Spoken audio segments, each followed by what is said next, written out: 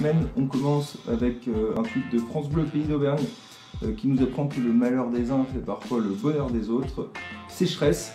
Laurent Palace, sourcil à Saint-Beauzire, constate les effets du réchauffement climatique et est de plus en plus sollicité pour trouver de l'eau.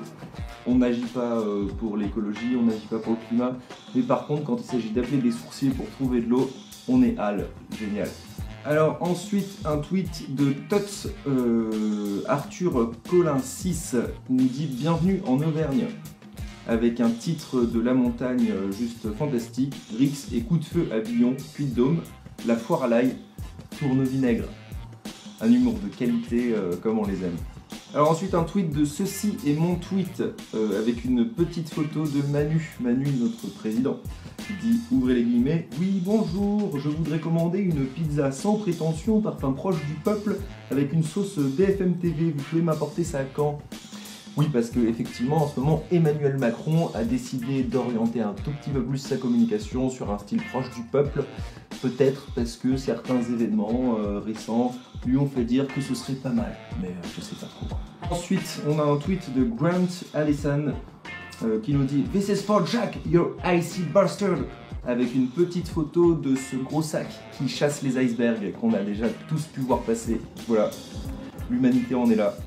On chasse les icebergs, on fait appel à des sourciers pour trouver de l'eau, tout va bien, tout va bien. Un tweet de Brunette 1802 qui nous dit « Et aux dernières nouvelles, pas de manif pour tous chez les autres pingouins. » Car oui, on apprend une très bonne nouvelle, un couple de pingouins homosexuels du zoo de Berlin va accéder à la paternité. J'en sais pas plus, mais je trouve ça fantastique que parfois les pingouins puissent faire preuve de plus d'ouverture d'esprit que les humains.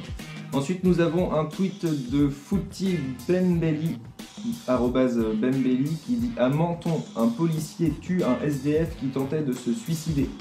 Et je vous laisse deviner qui va mener l'enquête, via France Info. » C'est un très bon moyen d'éviter le suicide. Tu prends les devants, c'est mieux vaut prévenir que guérir en fait, finalement. C'est un peu ça qu'a dû penser ce policier à Menton. Un tweet de Bichette Été, qui dit « Il a dû avoir chaud aux miches pendant tout son trajet, lui », en nous parlant d'un fait divers qu'on a pu voir passer il n'y a pas longtemps du tout sur Clermont-Ferrand. C'était un mec qui s'était dit que c'était une bonne idée de transporter 1 kg de cocaïne dans son slip. Ensuite, un tweet de voisin de numéro. Aparté, voisin de numéro, c'est quoi? Voisin de numéro, c'est la nouvelle mode à la con qu'il y a sur les réseaux sociaux qui consiste à prendre son numéro, à changer un chiffre de celui-ci et à envoyer un SMS à son voisin de numéro. Voilà. Donc il y en a plusieurs de ces voisins de numéro, vous pourrez découvrir sur Twitter. Et moi j'ai un message à faire passer aux gens qui font ça, qui est le même que voisin de numéro. Moi, quand vous me grattez l'amitié avec vos messages claqués au sol, mange tes morts.